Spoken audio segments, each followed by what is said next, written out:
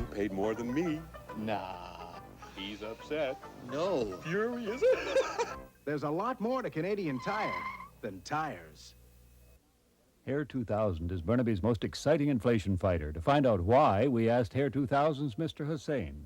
Well, first, our regular prices are extremely reasonable, and right now, perms, colors, and highlights at half price. Second, we're open 7 days a week to provide precision and quality service for the entire family. Thirdly, our location is very easy to find, just a few blocks east of Sears on Kingsway in the heart of Burnaby, and that's got to make us special. Hair 2000 on Kingsway in Burnaby. BCTV,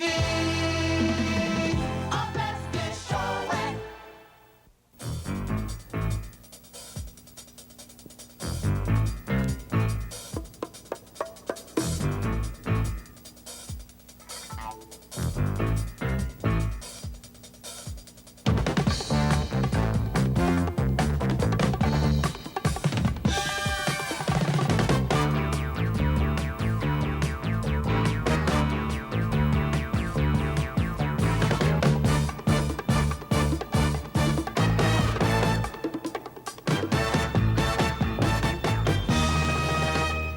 Good morning. I hate to tell you, but the battle over Premier Bennett's crisis restraint isn't even yet in high gear. As you know, the legislature has been recalled Monday for the economic recovery program and I suppose any other essential legislation needed in this time of crisis. Yesterday I gave you the facts on the arbitrary cuts on the public school system. $121 million by December 1983. Nobody knows yet how or even who really is going to make the cuts. Now, two other main factors in the present battle are, of course, the doctors.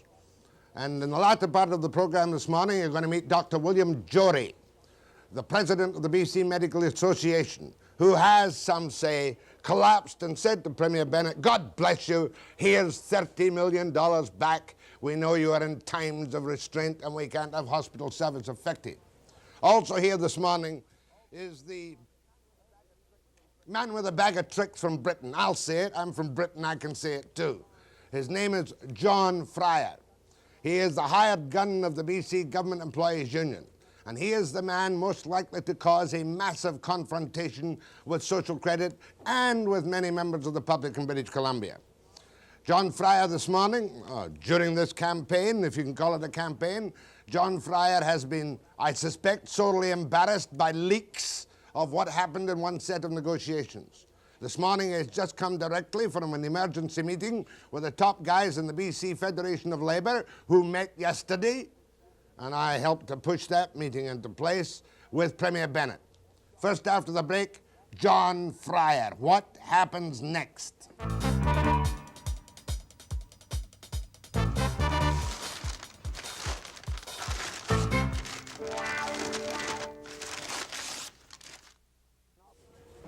It's been an off-again, on-again strike situation with the BC Government Employees Union. My first question, and the government, my first question to John Fryer this morning is, what happened at the emergency meeting you had this morning with Kinnaird and Monroe after their meeting with Bennett yesterday? Well, they reported to me what happened at the meeting that they had with the Premier yesterday. Can you tell me what happened? I don't think I should, other than to say that they were not at all encouraged and were very, very discouraged by the results of the meeting. Do you have the backing of the BCGEU now for any actions you now take? For the BC backing of the Fed? Sure. Oh, yes. There's no question that we have the backing of the Fed. We've had the backing of the Fed all along, but obviously if you involve the Fed and its membership in a dispute like this, then it escalates the dispute, and we don't want to escalate the dispute. We want to keep it nice and as low-key as we can. It's difficult, but I want to keep it as a dispute between the government and its own employees. I don't want it escalated unless it becomes absolutely necessary.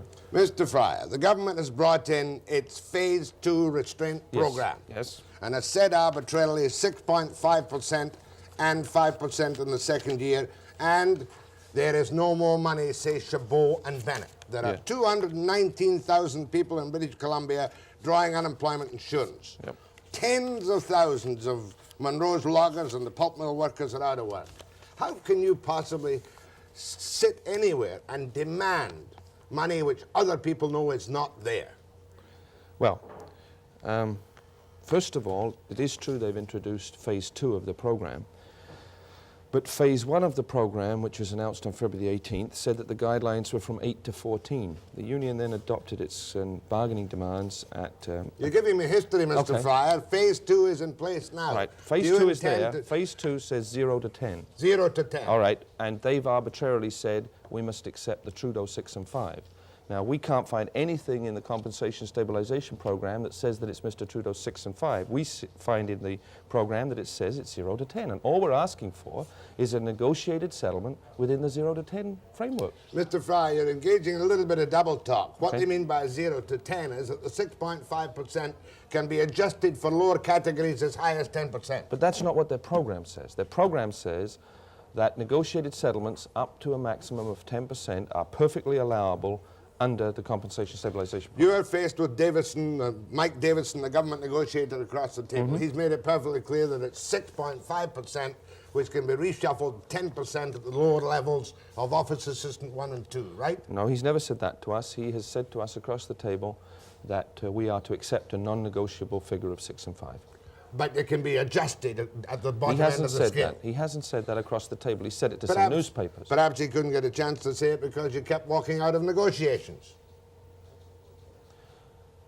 We sat there for 18 weeks. I think he had enough time in 18 weeks to say something.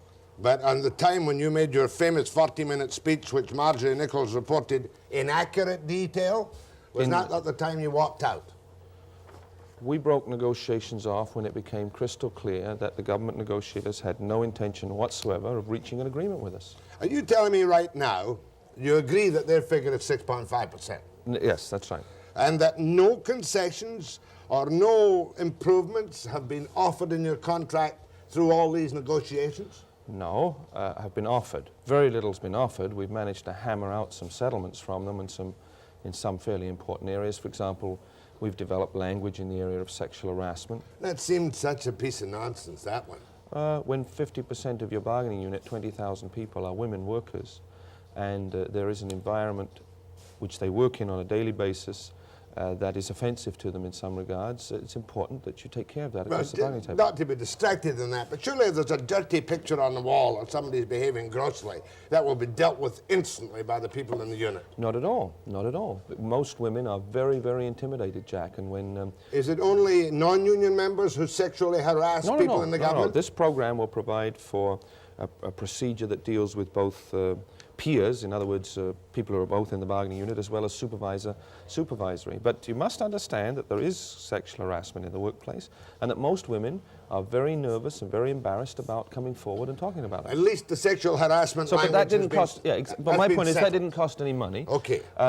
You got improvements in health and welfare. Well, that was as a result of spending money that we had saved in our programs, our benefit programs, over the last 3-year period. So it's not new money, if you know what I mean. It's money that we'd already put in the bank as a result of savings the government had. Which must be properly renegotiated. And now, for instance, as well as eyeglasses and dental, I do believe you qualify, as well as GAB members, for hearing aids.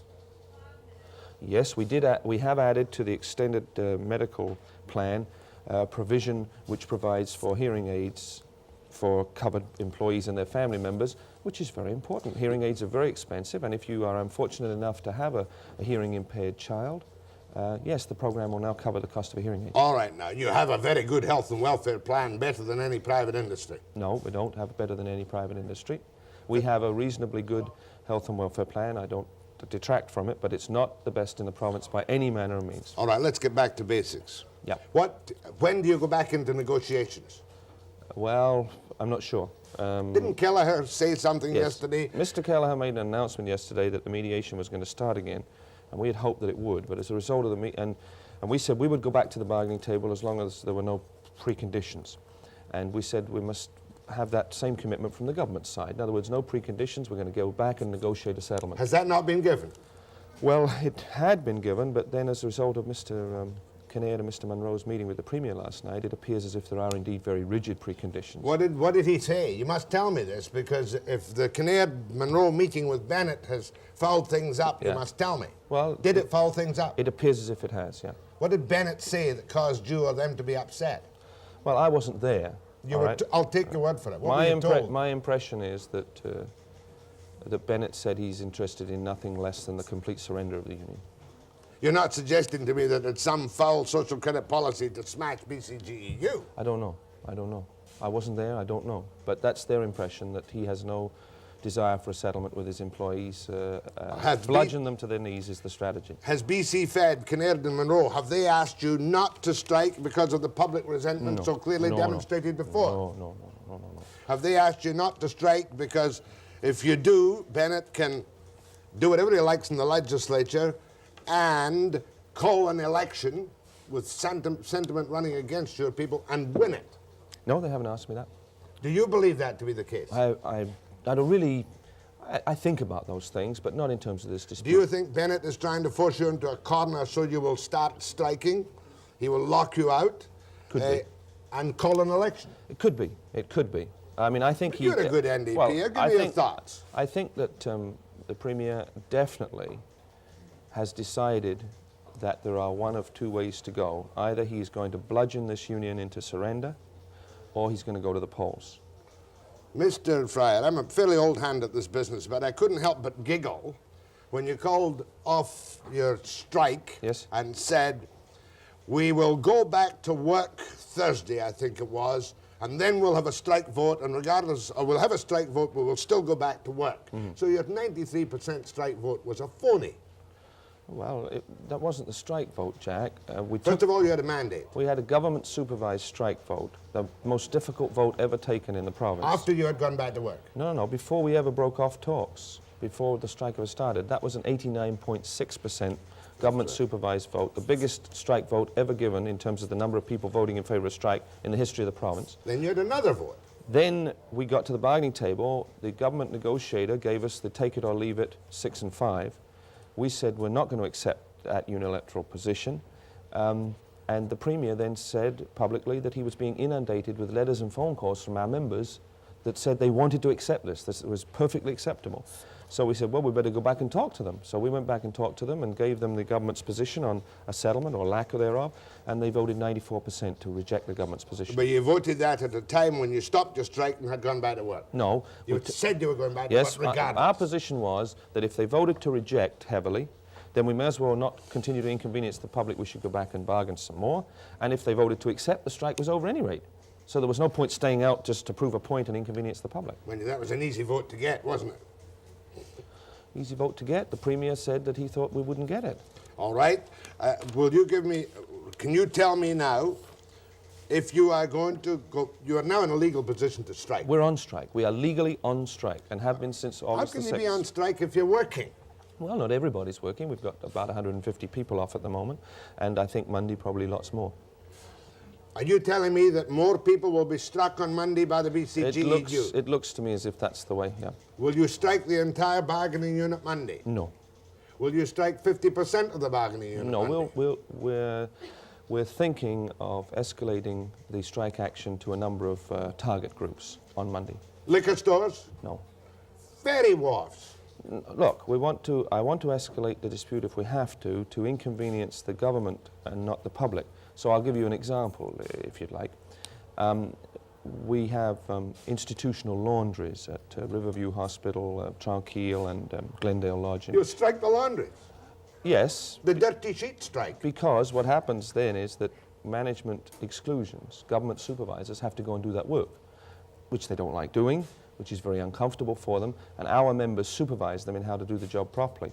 So you've got $60,000 a year deputy ministers washing the dirty sheets at Riverview Hospital. That isn't inconveniencing the public, but it puts a little pressure on them. So I think that's inconveniences the patients who may not get clean sheets. Well, of course they get clean sheets. Surely, to goodness, a $60,000 a year deputy minister can clean sheets as well as a $12,000 a year laundry worker. So you're going to have a two-bit hit-and-run strike to inconvenience, to force supervisors or whoever... Yeah, sure. To inconvenience the employer as much as we can, and not the public. You're not going to strike the liquor stores? That means that at this point we're not going to, yeah. Nor are you going to pull out your highways people on the ferry wharfs? Correct.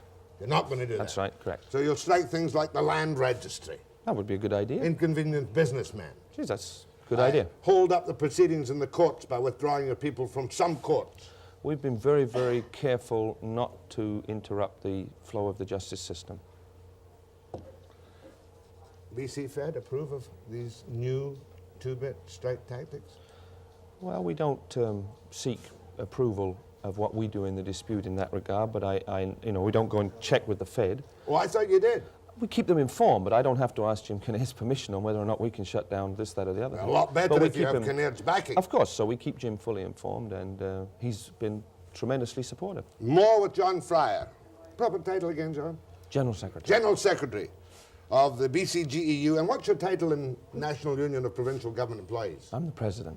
President. Yeah. Do you have two salaries or just one? Just one. Well, I'm on strike pay right now, but even when I'm not on strike pay, I just have one. $300 a week? That's right. Does everybody get $300 a week? Not everybody. You get 70% of your basic salary up to a maximum of 300. So Up to a maximum. my normal salary qualifies me for the 300. Good. Webster and, well, not good, I'm just accepting the fact. Webster and John Fryer after the break.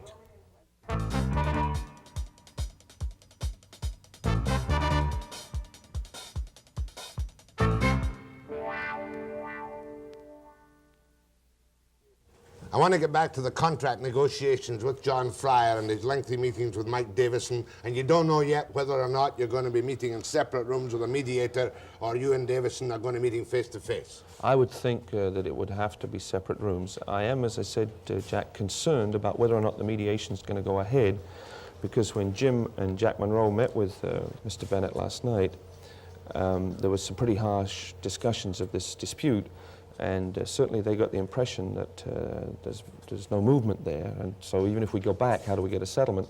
But I understand that they gave the Premier some ideas, some things to think about, and he said he would get back to them by Sunday night. So really, when the Premier gets back to Jim Kinnair on Sunday night, You'll know will be better when where we you make the stand. final decision. I Yeah, understand yeah. that. Now, one of your big problems is that you have 10,000 auxiliaries, I believe you call them in the government. Yes, 11,000. And there are 3,000 for whom you want assurances that they will at least get some fringe benefits. Is that right? Yes. And have there not been Little more than that. propositions made to you on that? Well, propositions. Tiny bit of background, Jack. The size of the permanent civil service hasn't grown in the last 5 years. It's still at about 29,000 people. The size of the auxiliary workforce has grown from 3 to 11,000. It means that, in fact, there should have been 2,000 to 3,000 more permanent civil servants appointed, but to look politically good and keep the size of the permanent civil service down, these people have been slotted into what are called auxiliary jobs or auxiliary positions, but they're full-time jobs. So many of them have been working as much as 5, 6, 7, 8 years full-time, and we're saying that their job status should be changed from auxiliary to regular. Or super casual. Yeah, for the 3,000. Let's make that Out of quite the 11. clear, because many of these casuals will be watching this morning, I Yeah. should imagine. There are true Casuals are casuals. There are true casuals who do summer jobs in Yes, fairly large yes, numbers, yes, tree planting yes, and this yes, and that, the next yes, thing. yep. One of the things one of your members was telling me was, it's maddening to be a casual for 3, 4, 5, 6 or 10 years and suddenly find somebody's hard from the outside to take That's your right. job. Exactly, precisely. Well, surely... Maddening, it's outrageous. Surely you and Davison between you can come to an accommodation on the 3,000 casuals with job advantages and better benefits. Well, you would like to think that in a world of reasonable people you would be able to, but so far we haven't been able to. So far we haven't had meaningful proposals from the employer in that area to resolve that problem. Well, if you don't talk to each other in detail, you'll never get them. We sat there for 18 weeks, Jack. 18 solid weeks we sat there. But the key ones was when phase 2 came in and your back went up. No. We started bargaining on May the 3rd, and we waited 14 weeks, and the government negotiator refused to put any money on the table for 14 weeks. And then phase 2 came in, which said that instead of 8 to 14, it was 0 to 10. And he came in with the 6 and 5. Tell me this, though. Are your relationships with Davison now intolerable because of the expose of your 40-minute harangue when I called you 4-letter Fryer? Sure. Has that made your position as a union bargainer impossible? Should you be replaced as negotiator? By whom?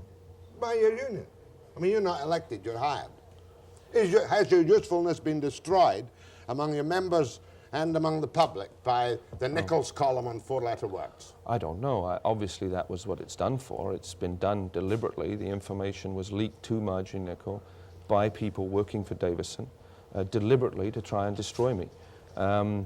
She may have picked it up in her own way as the good reporter she is, don't forget. Well, Davison's already admitted that it was leaked, so I mean, let's not get silly about that. I'm not trying to embarrass you. I'm asking a reasonable question because of the fact that... Well, look, my responsibility is to my own membership, and I have been inundated with phone calls and letters from members of the BC Government Employees Union saying, we're with you, we don't like what Marjorie Nicholas is doing to you, and we are solidly and totally behind you. That's all I need. I mean, I don't really care what other people think, all right? I'm sure that Mr. Davison would rather have some Casper milk toast sitting across the table that would run the white flag up and get on his knees every time Mr. Davison says so. I'm sure he would prefer to have that sort of a person. Too bad he doesn't have that person. He has somebody that is out to fight for government employees, and I'm going to carry on fighting for government employees and getting letters from people like that. BCGEU member. Right. People who have to use me, my children, and our minimal income as an election ploy. Don't give a name on here. Well, you must... No, I wouldn't give a name. Yeah. Well, what's next? You're really up against it. Yes, it's a very tough battle. Yeah, but you won't admit the fact, as the doctors have admitted, the dentists have admitted, the teachers are faced with, that, and I believe Bennett's telling me something close to the truth when he's spent his special funds. He's not going to put new taxation if he can avoid it. He's got job creation programs coming. Surely there is a crisis which even you, as leader of a responsible union, must admit. Well, Jack, the government can arrange its own spending priorities. So in other words, we could never, ever, again, ever get a wage increase if the government just arranges its spending priorities to say that when it's our turn, sorry, there isn't any money, boys. Is this not the first time this has happened? This is the first time that this has happened. On your famous 8, 8, and 8, you negotiated that freely and willingly. Right. And responsibly, and gave the government some leeway financially for these rainy days. But now you're saying, as a leader of the BCGEU, the hell with the government. If they're broke, they will raise money for us or we will strike. Hang on, you won't let me finish. The government negotiators have admitted to me in writing that they have indeed never used the argument across the bargaining table of ability to pay. They have never used the argument across the table that they don't have the money to pay us a raise. Now, the Premier and many of his ministers have said it, but Mr. Davison is a seasoned enough negotiator to know that once he uses that ability to pay argument and says we don't have the money, then he has to open up the entire government books to us. And we have the right to put our accountants and our research economists in there to demonstrate where perhaps money could be found. For example, there was a settlement reached the other day, or approved by the Treasury Board the other day, and you can ask perhaps Dr. Jory about it, for government doctors. 25% salary hike for 111 doctors. There's no money for people who empty the bedpans and who are living on salaries that are less than welfare. There's no money for them, but all of a sudden there's 25% there for doctors, just like that. The money's found. Boom, here it is.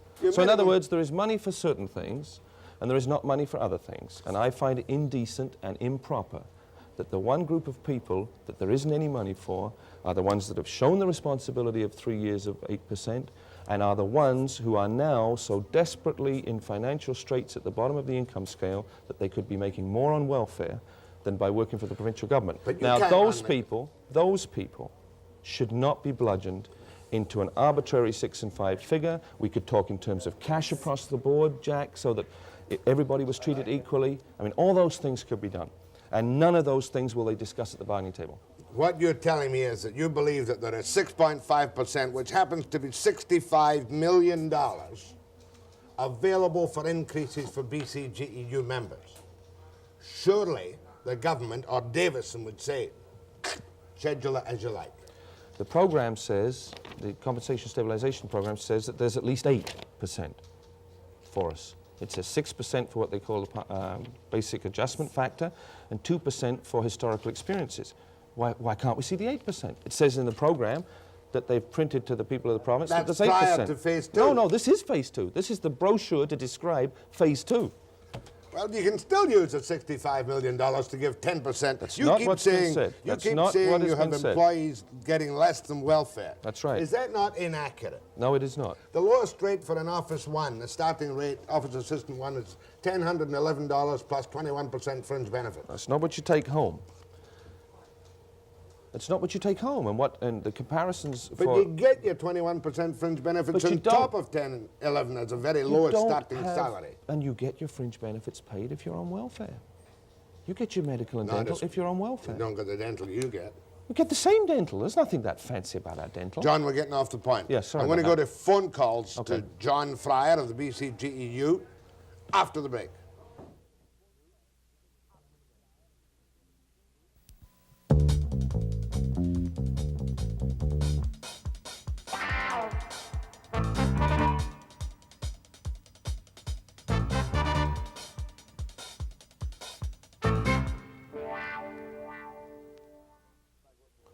Just to sum up with John Fryer before I go to the phones, am I right, John, that one, a date has not yet been finally settled for resumption of negotiations? Yeah, that's correct. Definitely. But you want to go back into negotiations? If there's a chance of reaching a settlement, there's no point going back into negotiations to sit there and look at the other people. Well, Monroe said to me the other day he thought there was enough on the table to settle it. Oh, did he? To that effect, I don't hope I haven't misquoted Monroe, but I hope you have. But he was obviously anxious to settle because of all his unemployed. of course, this I is what understand baffles that. me, Of John. course, I understand that, and we don't want his members involved in the dispute. We don't want to drag them into the dispute. Do you concede that tax revenues have gone down Yes. the tube in BC? Yes, yes, Do you concede that there isn't as much money as there would have been had the economy kept going to pay you increases? yes. Why don't you settle for 6.5 and 5? Because at the moment, there are also on the table major concessions that they want out of the collective agreement. At the same time as they allegedly... Name me one. Any right for employee input into scheduling of hours of work. You mean removal of modified work weeks? Flex time, modified work weeks, some choice in the shift patterns that you work, everything. They want that out. You presently have a 35-hour week, a 7-hour day in most cases. Very few people work that. Most people work longer than that. Well, I got a thing from Grace McCarthy which laid it all out. She sent it round. Have you got it there? 35-hour week, and I know that many We have, departments want the 35-hour collective weeks. agreement says that we have an 1,827-hour work year. Not bad. And therefore you schedule your work within that annual hours Could it not have requirement. been that this flex time and modified work week resulted, as I know it does in senior places, where you can't even get deputy ministers together on the same day a week for a meeting? What we've suggested is that if there is a concern about whether people are there or the delivery of government programs, that we set up joint worksite productivity committees, and that those worksite management and union joint committees try and address the problem of getting more efficient delivery of services. Have they asked you for a lengthened work week? They haven't. They've said that that's one way that they would accept the concessions. With a small percentage of productivity and extra Look, time? Jack, let's not be silly. We're being asked to accept a substandard wage agreement. We're being asked to do that by an employer not who's asking for cooperation, but at the same time he's saying, I don't want your cooperation, you will accept what I'm going to give you, and furthermore I'm going to take important clauses out of your collective agreement and you're going to damn well like it. That's the employer that we're dealing with across the table, not some guy that's being, oh well let's cooperate man and let's get the economy moving again and all pull together and paint our little old wagons, I'm just a little old country boy. We're being told across the bargaining table, you will... Is that not a racist remark? Being a country Calling him boy? a little old country boy, a little simple-minded, that's what you indicated? He said he was a country boy. So he's saying to us, you will accept 6 and 5, you will take out of the collective agreement clauses that you've negotiated and paid for over the years and it's taken you 10 years to get, and you're going to like it. And, Or lump it. That's right. And we're saying, thank you very much, sir, at this point, we're not liking So it. the country boy is still going to face a guy from the London School of Economics with a funny accent and a bag of tricks from Britain. I didn't bring any bag of tricks from Brett. You don't even resent the remark, do you? I don't worry about things like that. Back to the contract. Yeah. And back to the broad economic situation. You'll admit that there are 219,000 people drawing unemployment insurance Of course in BC. there are. It's an outrageous You'll thing. admit that your members, the vast bulk of them, how many are full-time members? Full-time workers? 28,000. Have got job security No, of the beyond... Of the 28,000, about 14,000 have job security and 14 don't yet. Very good job security. The 14,000, yes. Yeah. They have 2 years That's right. tenure, they can't be fired. 14 out of 40. And sometimes, as in the ludicrous Brannon Lake situation, they get paid for doing nothing. The ludicrous Brannon Lake situation, where of course the government was found to have been right in the first place, so now Brannon Lake reopens, but the employees who have been used as a pawn, shoved off, They wanted to dismiss them. The union fought for their job security. Now, of course, the place is going to reopen. Yeah, I'm not saying the Attorney General couldn't make up his mind on that thing. Is that as the I workers' recall. fault? No, but we had the laughable public situation of guys with no jobs being paid full pay. While this situation was going through the courts, and the courts were helping the Attorney General make up his mind about whether we had a program and needed workers or not. Rather than put the employees on the scrap heap while they went through the court process, which the employees had nothing to do, we said those people have job security until that decision's made. But I'm trying to make the point clear, and I want you to defend yourself on this, that there is a large measure of job security after 2 years' employment which does not exist in the crippled private sector. Many of our members have a greater degree of job security than workers in the private sector. Have they tried to take that away from you? No, they haven't tried to take that away at this point. Should there not be some concessions for the security of a good government job with good fringe benefits? Yes, and there are indeed concessions. We earn between 20 and 50% less than workers in the private sector on an hourly basis. So that's the concession. But you work year-round?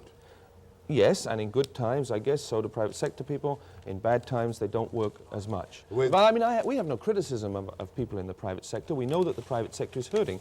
But would it help the private sector if we took a zero wage increase? I mean, would it put guys back to work in the forests? Might if do. we took zero? Well, explain to me how, and I'll look at It that. saved $65 million. Look, if the government was prepared to take $65 million, come to our union and say, if you will accept a zero wage increase, we will guarantee that every penny of this will be spent to put people back to work in the other industries in this province, put unemployed workers back to work, we would very seriously look at that. Very, very seriously. Say that again. I'm saying if the government were to come to us across the bargaining table and in good faith and say, here's $65 million, if we give it to you people, it means that we don't have it to directly create jobs for laid off and unemployed workers in this province. If they will guarantee that that money, every nickel of it, will be used to create jobs for unemployed workers in this province, our bargaining committee will take a very serious look at that proposal. Do you realize what you just said? Yes, I know exactly what I've been saying it since before our negotiations begun. But we will not, in addition to looking at that proposal very seriously, give away clauses out of our collective agreement. And we will not get on our knees and give away other matters that the government negotiators are demanding from us. Webster and John Fryer, this time your calls after the break.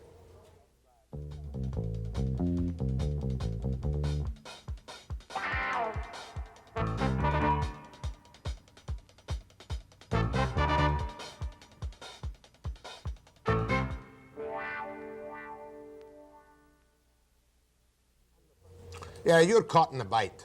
I'm the first to admit it. The doctors, these special doctors are 25%, professionals 12%, nurses 11%, BC Medical, well, they had 14.31. Sure. No, that's the Government government ones. doctors, These are those government are ones. government nurses. These are all agreements that the Government Employee Relations Bureau, the government negotiators, have agreed to with other groups, but not for us. Is it correct that apart perhaps from institutional Lundy strikes, your people will picket the legislature with legal pickets for the opening Monday? I'm not aware of that. You haven't made any such decision? No. It's a rumour going around your friends in the gallery in Victoria, and Clem Chappell asked me to Well, ask it could it. be. I really, our strike strategy committee will meet late on Sunday after that finally Mr. Bennett does or does not get back to Kinnaird, and All that's right. when the phone calls will go out for the action. In other words, you will decide Sunday night if you're going to picket the legislature Yeah, Monday. it hasn't been on any of our agendas to date. As of this moment, John Fryer, therefore, do you see any possibility of a settlement with the government? At this point in time, it looks very slim, the chances of one. But you'll have to accept 6.5 if the legislature. I think that we may get to the point in this dispute where we need some sort of third party to come in and look at both sides and give some sort of third party recommendations. Do you believe that if you start your hit-and-run strikes that these employees will be locked out? Well, our position on lockouts is very straightforward. If the government locks anybody out, then everybody comes off the job. All deals on essential services are off, and everybody's off the job the moment one worker is locked out. So that's up to the government. If the government wants to provoke a massive confrontation, all they have to do is lock somebody out. They have that completely in their control. And you don't believe Bennett when he says $1 billion deficit prognosticated for the end of this year? I believe, I'll make you a bet. I bet you once a bottle of whiskey. I'll bet you a bottle of whiskey that there'll be no $1 billion deficit in next spring's budget, that miraculously the deficit will have disappeared due to the brilliant financial management of the government. You'll never see in this province, in hard figures, you'll never ever see a government go into a legislature with a budget with $1 billion deficit. I refuse to accept the bet. Go ahead, please. Oh, Mr. Webster. Yes, sir. Yes, sir. I was watching with some interest your program a couple days ago. Never with, mind that. Premier Bennett. Get to the point and ask a question and make your comment. Oh, okay, I will do. The Premier, during his discussion with you, suggested that there were still some issues that were negotiable, and that he suggested that Mr. Fryer should get together with Mr. Davidson back at the bargaining table. I was wondering if perhaps Mr. Fryer could let us know what kind of things are still negotiable. Okay. Well, I don't know what is still negotiable. When we broke off, there were 41 issues still left hanging. Of that 41 issues, 4 were the critical ones, the financial ones that we're dealing with: job security, size of the wage package, the length of the collective agreement. There were several matters where the government negotiators are demanding concessions from the union, a weakening of the union's collective Mainly on agreement. the modified work weeks, you feel? That's the key one, but there's others as well, Jack, in the area of taking away our right to use Section 96 of the Labour Code to help settle grievances in an expeditious manner. I mean, we had illegal walkouts last year. We had, with the help of the Chairman of the Labour Relations Board, developed an expedited grievance procedure so that people got justice more quickly. They want that out of the agreement. I understood they were talking to you about that, and that some Yes, they were. modification has been arranged on that. No, it has not. It has not. But I don't care what they tell you. That's They're not an telling you all-out the truth. strike issue. That's something No, of you course can live not. with. Of course. So there are 4 key issues. The other, and I said there are 41... 6.5, job security, length of the contract agreement, and the so-called productivity. So-called So those are the 4. There are 41, however, so that means there's 37 others. Those are all, I would think, negotiable to a certain extent, except that we're not going to accept weakening our agreement. But you will eventually, if you get these other things settled, accept the 6.5%, because that's all you're going to get. Well, the answer is that at this point in time, we're not going to accept the 6.5%. Okay, go ahead, please. Go ahead, please. Yeah, Mr. Fryer. Yeah. Yes. I find it extremely unfair that we are being singled out, and I am a member. If I may draw a comparison, many construction projects are being funded by taxpayers' dollars.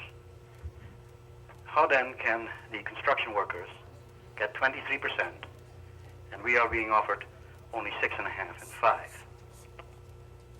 Mr. Fryer? Well, I don't want to comment on the construction negotiations. They reached a fair settlement with their employer. There is no question that the caller is absolutely right, that our union is being singled out alone in this province for specially punitive treatment because we are coming off the lowest collective agreement of any group in the province. So if any group deserves some special consideration, because all the other groups aren't coming off low collective agreements, if any group deserves some special consideration under the Premier's so-called flexible program, it's us. And the flexible program says 0 to 10. The flexible program, nowhere will you see, does it say 6 and 5. So all we're saying is, come to the bargaining table and let's negotiate some flexibility for the group that has been the worst treated. So we are being picked on, and we are being discriminated against, and we are being made a scapegoat. But you can't compare your settlement to the construction workers because all they do is pass it on to the customer or go bankrupt.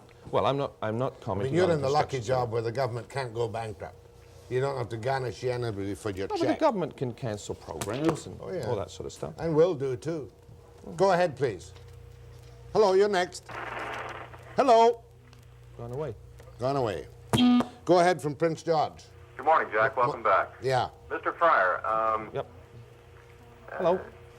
Speak up. yeah, I would suggest that Mr. Fryer's comment about the last contract settled for 8% being a responsible action and so on was actually a case where, as the chief negotiator for the BCGEU, he just blew it. There were good times, and they didn't take advantage of it.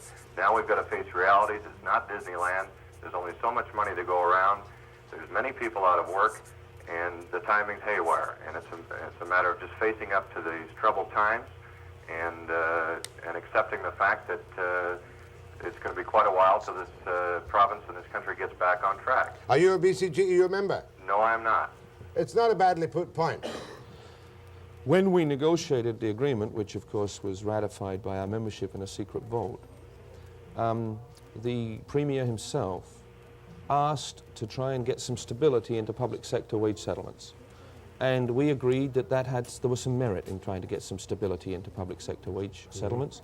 And so we did agree to a 3-year agreement of 8, 8, and 8, which we hoped would bring about that stability. As it happened, it didn't bring about that stability, and every other group in the province then started leapfrogging, and we ended up with an agreement which, with the advantage of hindsight, which is always 20/20, maybe we shouldn't have signed. But we did sign it. We negotiated in good faith on the assurances from the government that if they weren't able to control inflation and it went ahead of the 8%, that when time came to renegotiate our agreement, that consideration would be taken into account. But when we get to that point in time, we have a program which says it's flexible. We look for the flexibility up to 10% as permitted in phase 2, and we are told, no, there is no flexibility. Right. That is deliberately provocative and must be being done for other than industrial relations Well, reasons. obviously, Davison's under instructions. He must be on his parameters. It's 6.5%, 65 million bucks. Get him on the show and ask him. I don't know why. What he's under. Go ahead, please. Yeah. Yep. That's you. Me? Yes. I work for the Ministry of Highways, and we work in the winter. We work four days at 8 3/4 hours, and the foreman has told us that if they get this productivity, we're going to have to work 12 10-hour days, and then get 4 days off, and then work 12 10-hour days, and then get some time off in the summer when the snow comes up. Yeah, I heard about this in the Highways Department. Is that in any way acceptable to you? It would mean better productivity in that when there's a lot of work to be done, they do the longer shifts with time off. Is that not reasonable? We do that now, but the scheduling of the time off is by mutual agreement. In other words, once you've earned all that time off by working these longer days and not charging them overtime for it or getting paid overtime, then the agreement says that when you schedule that time off will be by mutual agreement. Davison's position, the government's position is we want the word mutual agreement out of there. We'll tell you when you're going to take it. That would be more efficient from their point of view. And we're not interested in your point of view. Of course. Yeah. Well, but getting rid of the union would be more efficient. Much easier to run the place without a nasty union standing up for the employees' rights. That's the goal. The goal is to either get rid of the union or to make the union so ineffective that it's meaningless. That's the goal. Bust the union? Sure. In this province? Of course. Depends how bad things get, doesn't it? I guess so. On the economy side. All I'm saying is that if they want to bust the BC Government Employees Union, they're in for a fight. Webster and John Fryer after the break.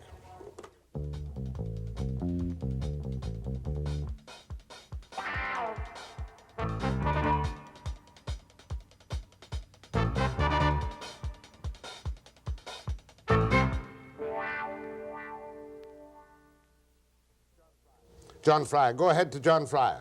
Yes, John. My main concern is auxiliary employees. I've been one for the last 6 years, and I find it tough to find any reason why there are so many auxiliaries. Could you explain that to me? Well, it's really a political reason, of course. The government has decided to have a conscious policy of holding down the size of the permanent civil service, because that looks good when they table their budget estimates and say, oh, well, the civil service hasn't grown, and use these auxiliary appointments to just make the government service grow quite rapidly. And it's cheaper to have auxiliary it's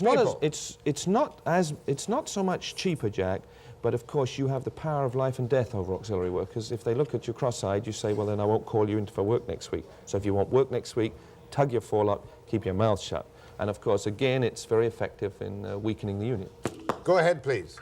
Yes, John, in regards to the strike strategy, I was just thinking, wouldn't it make a lot of sense to just pull out all liquor store employees with the amount of revenue that the government takes in liquor sales in the province?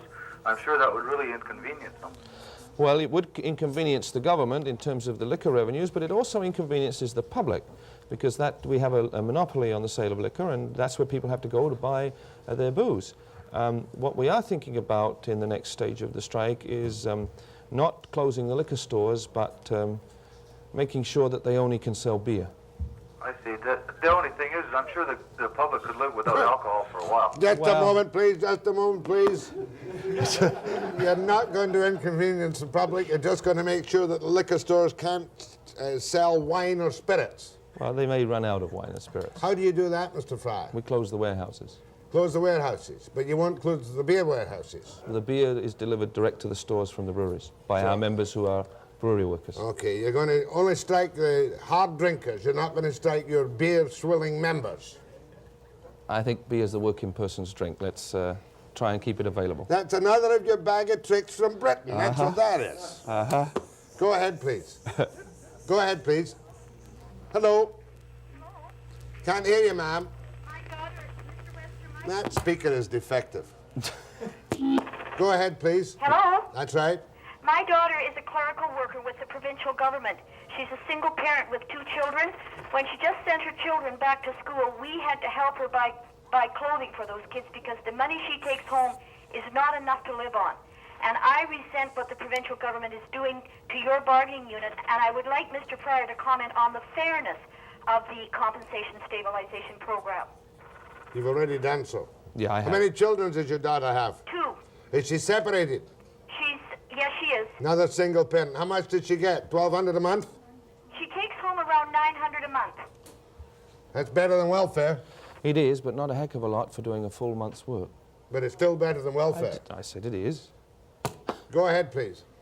Hello? That's you, ma'am. That's you, ma'am. Hello? Yes? Yes, I'd like to know, I'd like to ask Mr. Fryer what the reason they're giving that we can't have more than 6.5% and 5%.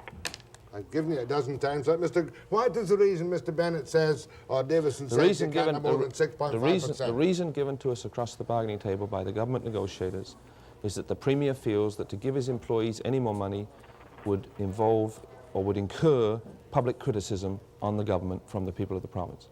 But that's the reason we've been given across the bargaining table, that if they give us any more, they've never said they don't have the money across the bargaining table. They've just said if the government's decided that if we give you any more, we will incur massive public criticism.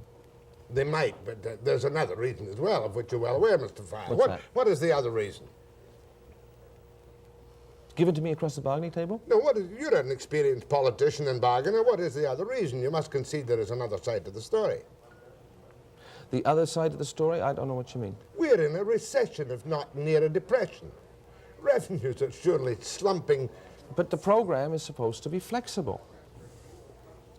Mr. Fry... And they won't use that argument across the table, Jack, as I've told you. If the moment they use that argument across the table that they don't have money, then it is a rule of negotiations that the union then gets into your books, because you have to be able to prove there's no money, and we're not sure that if anybody could get into the books, it could be proved that there's no money. Chabot says there's no money. Well, he says it. He's a politician. He says it. I want independent union accountants to look into the books and find out whether that's true or false. I saw the Premier on your own show in fact, I wrote down one of his quotes, that he's going to find some off-budget money to do wonderful things. What's off-budget money? That's new money that comes out of the air? No, it's not. All right, what is mortgage off-budget subsidy money? scheme? Well, where does the money come from? He sells bonds to people who get tax benefits of some kind, and the money's loaned out Now to you see it, subsidize. now you don't. The old No. three-shell game. But sure it I is. heard him say that he had But it's $300 not new million. money.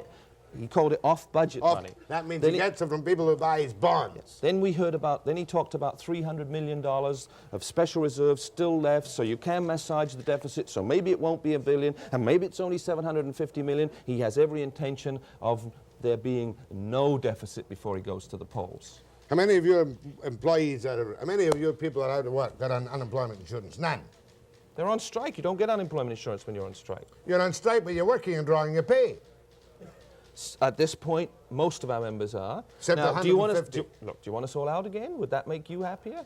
Wouldn't make me happy. I'm just looking forward to the next election campaign. We've got lots of auxiliary workers on layoff status, drawing out UIC and welfare. If that's what you mean, is that the point you want to get at? Has Davy Barrett said what he would do if he were Premier? I haven't seen many statements by Mr. Barrett on Disappointed? the dispute. No, not at all. I don't think it should be a political dispute. Oh, come off it. But I'm trying to keep it to an industrial relations dispute. It's a political dispute. But I'm not making it the political dispute. The Premier is making it the political dispute, and if Mr. Barrett wants to make it equally political with the Premier, that's his decision. My advice to Mr. Barrett, if he asked me for it, would be don't escalate it into a political dispute. Let's try and keep it as an industrial relations dispute. I haven't seen one single NDP MLA on your picket line. I can't honestly say whether they've been there or not. I've been on lots of picket lines, but I mean, I couldn't honestly say whether they have or they haven't been. I would find that strange, particularly Gordon Hanson, who used to be a member of our union. I would have thought Gordon would have been around the lines. Just a minute.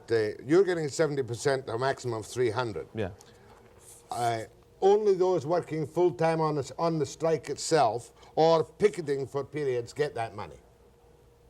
At this point, because the rest are at work. But when the strike, when the escalation takes place early next week, then those people all go on the strike pay formula. There'll be a modest escalation early next week. Well, unless we get really good news Sunday night. Or unless, if Bennett or anybody locks out one worker, you'll pull out the whole shebang. That's right, sure. For sure? For absolute sure. That's your promise? You can take that as a guarantee. If he tells you he's broke, you'll say, take the 65 million and put it into jobs. And if he locks out one worker, you'll close down the whole operation. Well, how are the two connected? The two firm things you said this morning. Oh, okay. I've said other firm things, I hope. Yeah, but you don't admit there's a recession. I do admit there's a recession, and what I said was, if that's the real problem, then we'll deal with it. But we're being told that we can't have more money because the government doesn't want public criticism by treating its own employees fairly under its program and giving us the 10% the program says we are entitled to. Go ahead from Prince George. Hello? Yes. Yes, Jack, and Mr. Yes. Fryer. As a member of the British Columbia Government Employees Union working with the highways, I have a question for Mr. Fryer. Ask it. It pertains to the Superannuation Fund. As a member for about 8.5 years, you pay in, or 8 years anyways. You have to do that off the air. Let me ask you a question. Are you happy with the way that your General Secretary is handling this convoluted dispute? Are you happy with the way what he's doing? Yes, I am. Thank you very much, sir. He can talk to you privately about your superannuation fund. Okay. My thanks to John Fryer, BCGEU, who's back in the hot seat again, and he's got total support of the BC Fed. Oh, yeah. Oh, no question about that, Jack. You gotta be joking. No, I'm not. We have total support. We obviously don't want to have to inconvenience our colleagues in the private sector unions who are in deep economic trouble. But that doesn't mean to say we don't have their support. We're going to carry on fighting this battle and try and bring about a settlement. But if the government blows it up and does indeed carry on with the sort of veiled union bashing that they're into, it could very well escalate. And I'm sure if that eventuality occurs down the road, that we can count on the support of the rest of the unions. That's right. We can count on a quick election, and perhaps, do you hope that Barrett wins the next election? In direct contrast to the BC Government Employees Union tactics, the leadership of the BC Medical Association, and Dr. William Jory, the president, is here now, appears to be cooperating wholeheartedly if they can get the approval of their membership to give 30 million back to doctors. Could you please explain how this came about? This came about as a result of a direct request from the Social Credit Government to roll back our present fee increase to 6% from 14%. Now, you had negotiated that 14% increase. Absolutely. And you have, and how will this work? If this is approved by the membership, the mechanics will be that 7% of a doctor's gross income for services between the 1st of September of this year and the 31st of March next year will be deducted at source. It is not a question of every doctor being asked to forego $8,000. So therefore, if I'm a doctor who only made, we'll say, $50,000, is it on gross or net? It'll cost him $2,000. 7 times 50 is 3,500. Is this on net? It's on gross. It's on gross, okay. So, in fact, you could say that it's a double whammy for the doctors. It would have been very nice politically if we could have felt we could have sold the idea on a doctor's net. But we felt that to make a response that would be politically unassailable, and we think we have done, we had to not toy around with figures. We had to match the government dollar to dollar, no monkeying about, gross or net. Gross, yes, it hits the doctor doubly hard, sure. In other words, if I'm a doctor who makes $200,000 a year like you, I'm a doctor who grosses $200,000 a year like you, yes, I will pay 14,000 back to the government. On 200,000. 200,000. No, I think it works out to about $8,000. 7%. 7% over 7 months of income. That's where I'm wrong. Yeah. So it'll be 8,000 at the high level, and at the lower level it might be anything up from 2,000 up. That's right. It's 7% for that period of time between September and March. 7 months out of 12. 7% of the 7 months out of 12. Now I understand. And you didn't blink an eye when I threw what you make at me. At you. Well, I'm not ashamed of it. No, I suppose not. Now, next thing. What about the doctors themselves? Are they going to approve it? They will approve it if they have the time to think about the alternatives. And what are the alternatives? They've got to understand two things, I think. Firstly, the government was not bluffing. And the proof to my mind of that is this, that the government could come privately to us and suggest that they would compulsory roll us back. But once Mr. Nielsen wrote to us asking for a rollback in line with their restraint program and, quite reasonably, made that public, if the doctors had said no and the government had accepted our negative response, politically, the whole social credit restraint program would be dead. Mm-hmm. So that the proof that the government meant business was in Mr. Nielsen's letter. The second point I would make, and this is very much to the doctors, is if the doctors turn this referendum down, they will negotiate next time round from 92% of the present fee schedule. And we have assurances from Mr. Bennett that it will be restored to 100% on the 1st of April.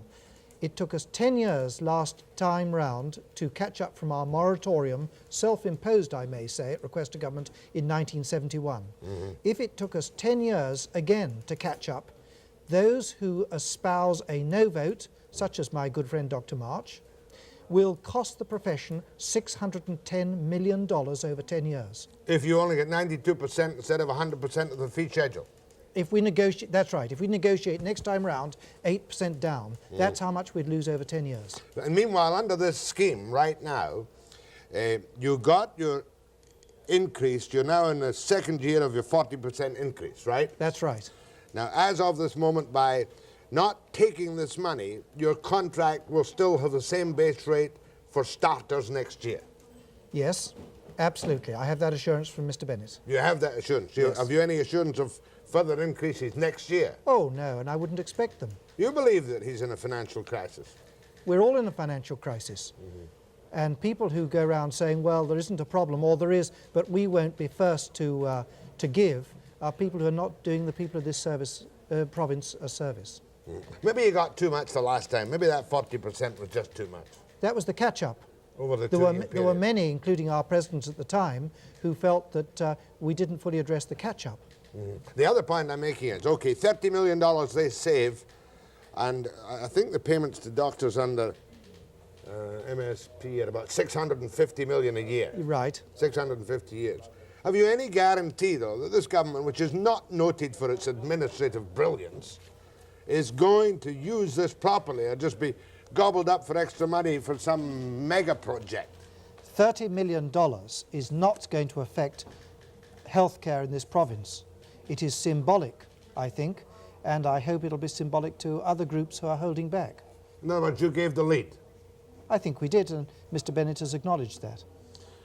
Okay, I'm going to take some calls to Dr. William Jory after the break.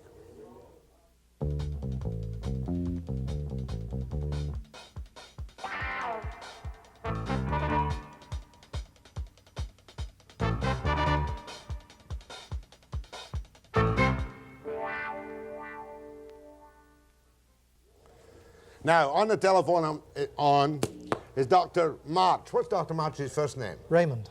Ray, how are you this morning, Ray? Hi, Jack. Fine. What do you think of this man, Jory, campaigning so blatantly to give away $30 million to the BC Medical Services Plan?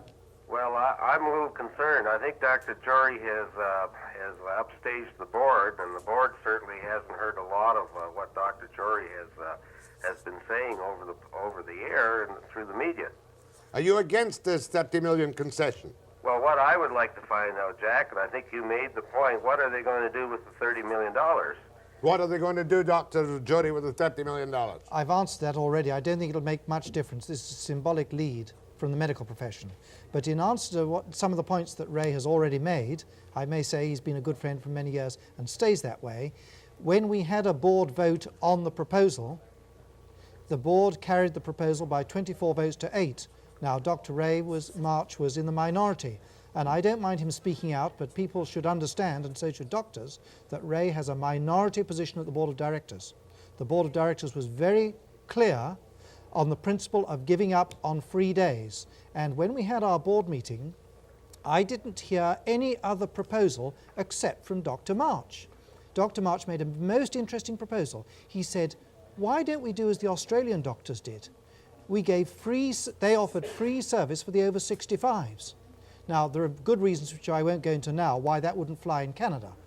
Too many over 65s. Grey power, you're right. Yeah. And the NDP don't like that sort of freebie. No. And Madame Béjean would say that it was in contradiction to universality. Now, Ray, the point I'm making is that Ray came up with a principle of free service, but when we turn it into a different channel, suddenly he's all against it. Why did you do that, Dr. March? Well, I don't think that Dr. Jory is really telling the story straight. And, you know, I don't want to get into discussion on the air, but I can assure you that Dr. Jory is going to have to face a board this afternoon that is extremely angry because Dr. Jory went way beyond what the board told him to do, and he did this on his own. Well, you can do that in the board this afternoon. I'm presuming, of course, to both these eminent doctors, Dr. March, past Prezi, and Dr. Jory, present Prezi, that there is no doctor who cannot afford to give up his 7% of his 7-month salary from his gross. Jack, I think that's not so, and certainly that's not what I'm getting from the profession. Do you find any people, doctors, who say they can't afford it? Yes, quite a few doctors. I think that doctors have worked hard. That's a contract that we negotiated, and we feel that it should be honored. And I think that Dr. Jory has given away a little too much. I think that Dr. Jory is going to have a lot to answer for. Well, you can do that this afternoon. If fisticuffs break out, do give us a call and we'll send a camera crew. Much obliged. Thank you very much, Doc. Yeah, next one. Go ahead, please. Yes. Yes, sir. I would like to ask, is the $30 million a donation to the party that Dr. Jory supports? He's saying, have you in fact given a $30 million donation to Social Credit Party, of which he claims you are an adherent, or at least a supporter? I have no party affiliation. The BCMA is and will remain apolitical. It is a donation to the people of British Columbia in a time of great difficulty economically. Heavens, to pretend otherwise would be ridiculous. It's not a gift to any government. Now, it's very convenient, perhaps, for the social credit government to say, here is one group who are prepared to live with the restraints. But we are political realists at the BCMA. If we refuse in our referendum, the social government can just as easily say, here is a group who resist and play it the other way. Oh, they could pass an act in 5 minutes, cutting your contract back to 6%. Probably 4 minutes. Yeah. And you've taken many percentage points off your contract, in effect? I mean, from your 40%, how much have you really given up? And is it a percentage, 8%? Well, you can say that it's 7% over 7 months. In effect, 4% over a year. Go ahead from Victoria. Yes, it seems to me that it's ludicrous that the government is asking government employees, the average of whom is taking home around $1,100 a month, to settle for a 6.5% raise after giving the doctors 40%, and then for the doctors to piously give back, $8,000. I get the point. He's saying that especially in view of the fact of the timing of the doctor's settlement. It was during the Kamloops by-election, and the doctors were doing an action in the Kamloops riding. And as far as I'm concerned, it was just a buy-off so the Socreds could elect their... Okay, I've got your point. Firstly, 40% was the catch-up and keeping up with inflation over a 10-year period. So that has nothing to do with now. Secondly, the Kamloops by-election, I would say that because and I'm not saying whether it was the right thing to do at this stage or not, because the doctors were saying we were going to start privately billing some of our patients, that probably, in fact, was used by the Social Credit government against the doctors to get elected. So sure, that affected the Kamloops election, but there was no way we were in collusion with the government. More with Dr. Bill Jory, President of the BCMA, after the break.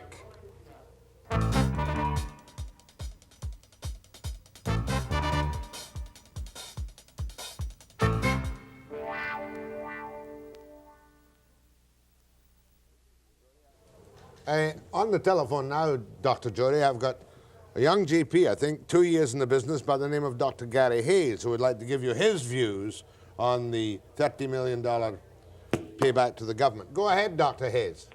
Good morning, Jack. I Morning. was just calling, as you say, to let you know what's happening out here. As you mentioned, I've been in practice out here in Port Coquitlam for about 20 months now, actually.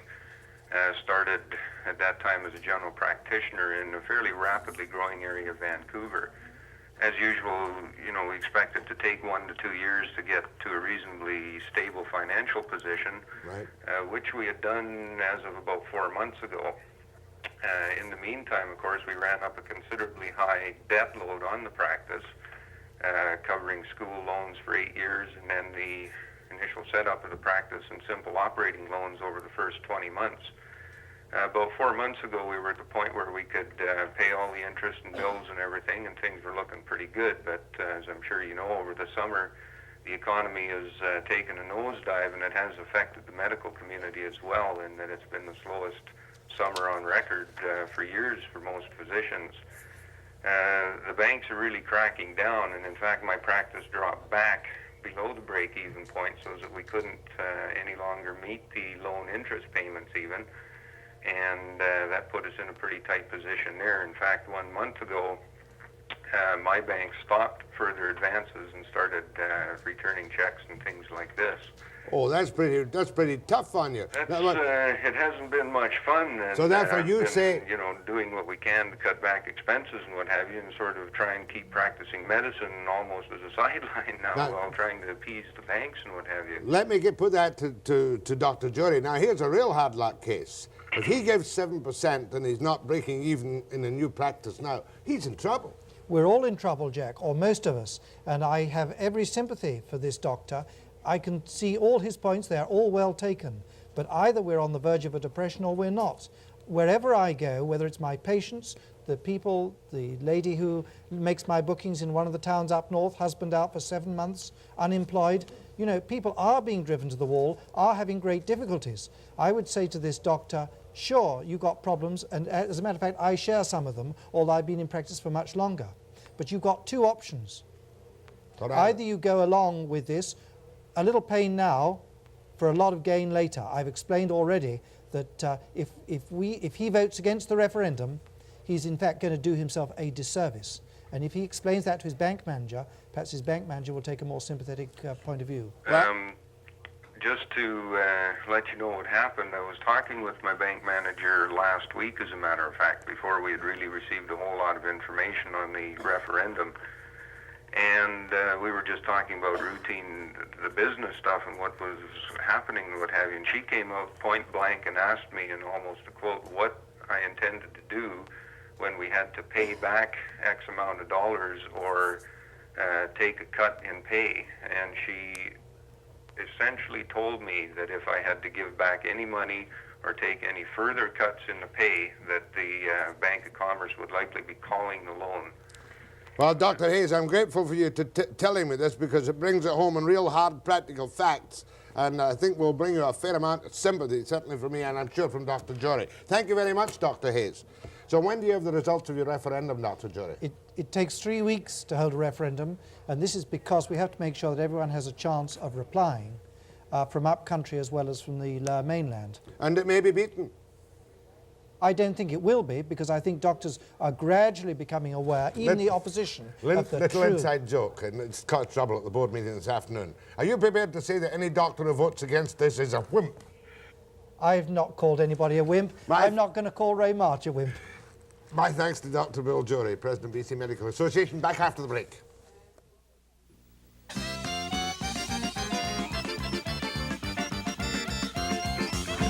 Suzanne Boyce, ladies and gentlemen.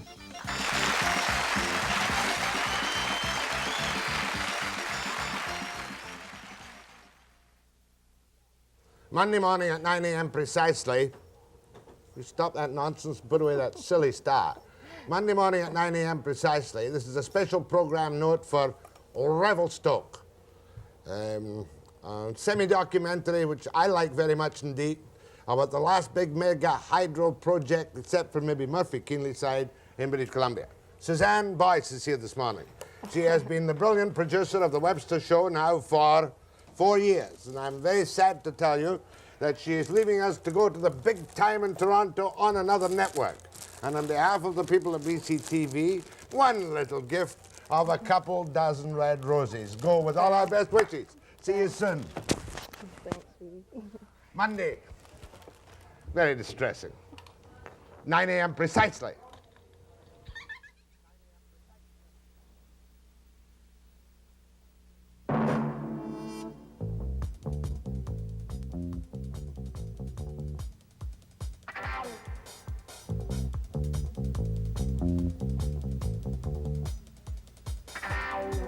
We are not prepared to sit around and watch a bunch of lunatics in a war cabinet beat the hell out of the trade union movement. That's a thing that should never be underestimated.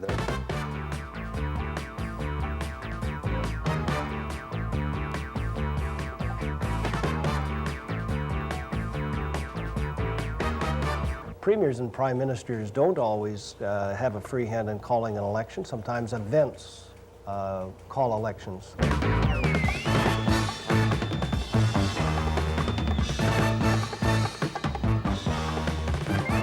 If teachers of this province will not accept a rollback, if they will not accept days off without pay or professional days, then the ultimate choice for school boards is to terminate.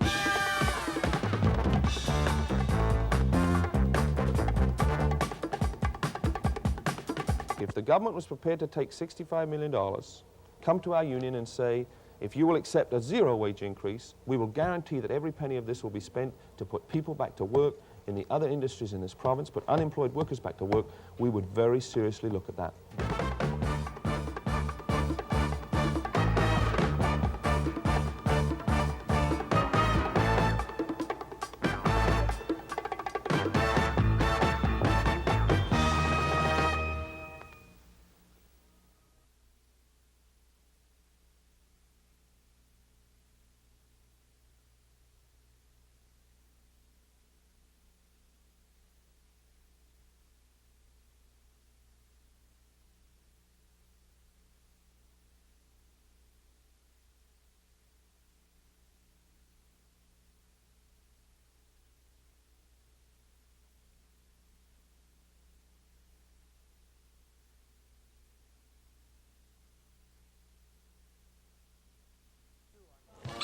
John Fryer, BCGEU, on check at midnight.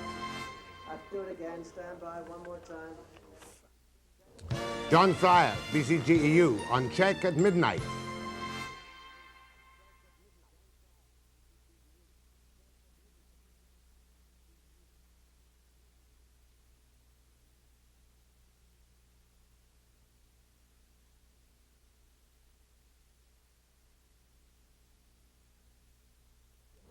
Webster at the Revelstoke Dam. Watch it, Monday, 9 a.m. precisely.